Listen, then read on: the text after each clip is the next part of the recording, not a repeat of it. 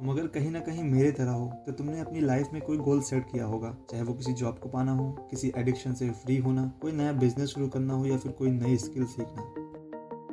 मगर जब हम उस काम को सच में करने जाते हैं तो उसके साथ आती हैं हमें अनसर्टेनिटीज, सेल्फ डाउट्स। हम खुद से पूछते हैं कि क्या मैं कर पाऊंगा, वो नहीं कर पाए तो क्या मुझसे होगा, क्या होगा कि अगर मैं फेल हो गया तो, क्या होगा कि अगर सब कुछ मेरे प्लान के अकॉर्डिंग नहीं हुआ तो।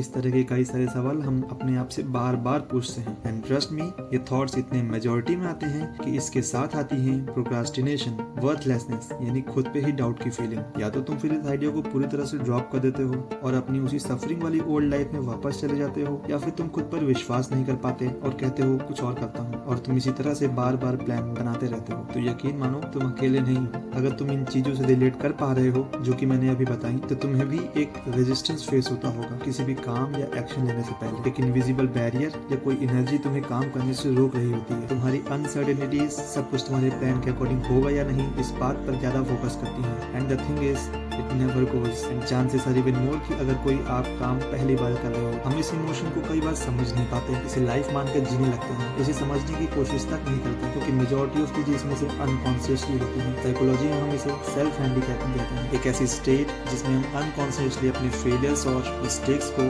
रीजन नहीं बनने देते। बहुत से कोट्स होते हैं ना, be fearless, fear nothing, rise above it, पर मैं बताऊं, कोई राइज नहीं है। इनफैक्ट सेल्फ डाउट इसलिए एग्जिस्ट नहीं करता कि वो खुद से ही चला जाए। इंस्टेड वो तुम्हें दो चॉइसेस देता है, either you do the work or let it be and enjoy your pathetic life. इसका सिर्फ एक ही पर्पस होता है, तुम्हें तुम्हारे काम से रोकना। ऐसे समझो कि अगर तुम एक लो सेल्फ स्टीम या लो कॉन्फिडेंट गाय हो तो ये तुम्हें क्रिटिसाइज करेगा, तुम्हारी वर्दीनेस और इंटेलिजेंस पे डाउट करेगा, दूसरे क्या सोचते हैं इस बात पर ज्यादा फोकस करेगा इंस्टेड ऑफ तुम्हारे। वहीं अगर तुम एक लेजी इंसान हो जो कि अब बदलने की कोशिश कर रहा है, तो ये तुमसे कहेगा ये तुम नहीं हो, तुम्हें तुम्हारी गिल्ट की फीलिंग को याद कराएगा और तुम्हें सिड्यूस करेगा ताकि तुम बदल ना पाओ, क्योंकि वो जानता है कि तुम्हें काम करने से क्या रोकेगा और वो उसी को तुम्हारे अगेंस्ट यूज करता है। हालांकि डाउट इसलिए भी आ सकता है क्योंकि सबसे अच्छी तरह से खुद को हम ही जानते हैं। आप यहाँ पे मेरा एक मेंटल मॉडल यूज कर सकते हैं जो कि मैं भी यूज करता था, क्योंकि मैं इन चीजों से काउंटलेस बार सफर कर चुका हूँ। So let's talk about the source of these thoughts, your mind. मगर ये आप खुद नहीं हो, क्योंकि आप चेंज भी तो होना चाहते हो। तो देखो, इसको ऐसे समझो कि there is ongoing war between your current self and your new self. Your current self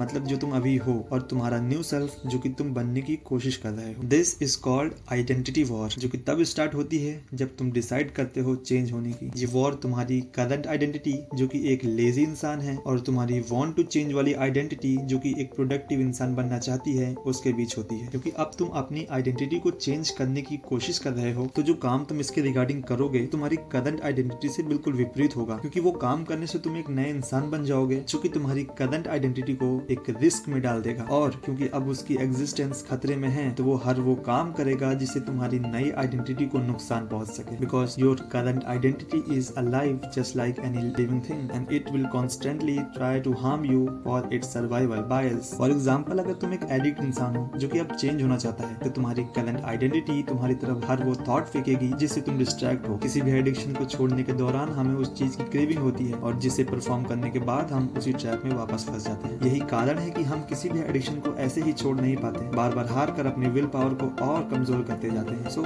how can we fight back? तो आप अपनी करंट आइडेंटिटी को वो काम कर मार सकते हो जो कि तुम्हें एक नया इंसान बनाएगा, regardless of any resistance, obstacle और थॉट्स। तुम्हारा करंट सेल्फ सर्वाइवल के लिए रिगार्डलेस ऑफ इट्स फेलियर तुम्हें सिड्यूस करता रहेगा ताकि तुम उसके जाल में वापस से फंसो। वो तुम्हें डराएगा ताकि तुम इस काम को तुरंत रोक दो। ये तुम्हें तुम्हारे करंट सेल्फ की थॉट्स देगा और उसे जस्टिफाई करेगा कि वो कितने सही थे। वो ये तक कहेगा कि जो तुम काम नया करने जा रहे हो उसमें कितनी पेन, सफरिंग और टाइम वेस्ट होगा और सक्सेस की गारंटी भी नहीं है। Even it make you doubt yourself. तुम्हें तुम्हारे अतीत की चीजों को लाकर खड़ा करेगा और तुम्हें पूरी तरह से यकीन दिलाएगा कि success is just a luck and lucky people will get it anyway. उसके पास सारे वो साइकोलॉजिकल वेपन्स हैं जो कि तुम्हारे खिलाफ वो यूज करेगा और वो अच्छी तरह से जानता है कि तुम किस चीज से डिस्ट्रैक्ट हो। We can overcome and kill this by doing the work we should be doing. तुम्हारे लिए वो ज्यादा बुरा होगा जब तुम कोई एक्शन ही ना लो। तुम्हारे लिए वो ज्यादा बुरा तब होगा जब तुम अपनी सफरिंग को ही अपनी लाइफ मान लो। तुम उस चीज को बस काम कर ही लड़ सकते हो, वो तुम चाहे जैसे भी करो। जितना ज्यादा पेन, डिस्कम्फर्ट तुम सहोगे, उतना ज्यादा नुकसान तुम अपने करंट सेल्फ को पहुंचाओगे। Because change takes time.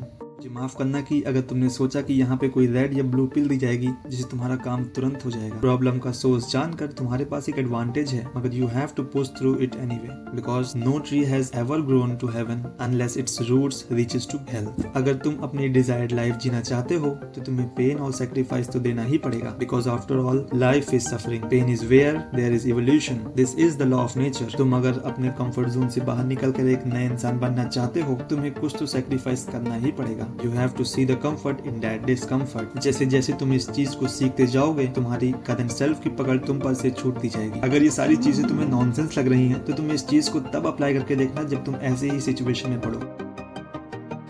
एक अच्छी चीज कि हम इस चीज को आसान तो नहीं मगर थोड़ा ऑप्टिमाइज जरूर कर सकते हैं, ताकि ये थोड़ा कम कठिन हो जाए। इसे ऑप्टिमाइज करने के लिए आप ये सारी चीजें ट्राई कर सकते हैं जो कि मैं बताने जा रहा हूँ, जैसे cutting out instant gratification activities like video games, पूरा दिन सोशल मीडिया को स्क्रॉल करना, पॉर्न, अल्कोहल से तुम्हें बिना किसी एक्टिविटी के इंस्टेंट प्लेजर मिलता है, और ये तब नुकसान करती है जब तुम सच में कोई एक्शनेबल काम करने जाओ। You can practice dopamine detox here, जिसमें आप इन सारी चीजों से एक ब्रेक लेते हो ताकि आपका डोपामिन बेसलाइन रीसेट हो जाए, because high dopamine is just like a mini resistances जो कि प्लेजर की कांस्टेंट क्रेविंग करते हैं।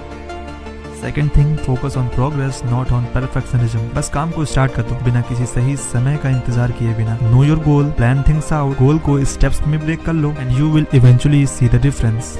Third and most important thing, you are what you consume, whether it is a food, content or the manner we talk to others, because long run में वो तुम्हें physically और mentally दोनों impact करेगा, because consuming positive things will shape your perspective and emotion in the positive way. Fourth, make work easy to access and distraction harder to access. उस चीज को तुरंत डिलीट कर दो जो कि तुम्हें नुकसान कर रही है, without any second thought, and you will see the difference eventually. Learn and reframe your plans. अगर आपकी इनिशियल प्लान में कोई डिस्ट्रैक्शन आ गई हो तो उस प्लान को थोड़ा सा चेंज कर लो। And the bonus thing which I want to give you is always question your why, try to know its source, क्योंकि आप अगर किसी भी प्रॉब्लम का सोर्स जान जाते हो तो उसके सोल्यूशन की तरफ आप पहला स्टेप ले सकते हो। और यही मेरे चैनल का मोटिव है, तो काइंडली सब्सक्राइब, अपने ओपिनियंस मुझे कमेंट्स में जरूर बताओ, and I will see you in my next video. Thanks for watching.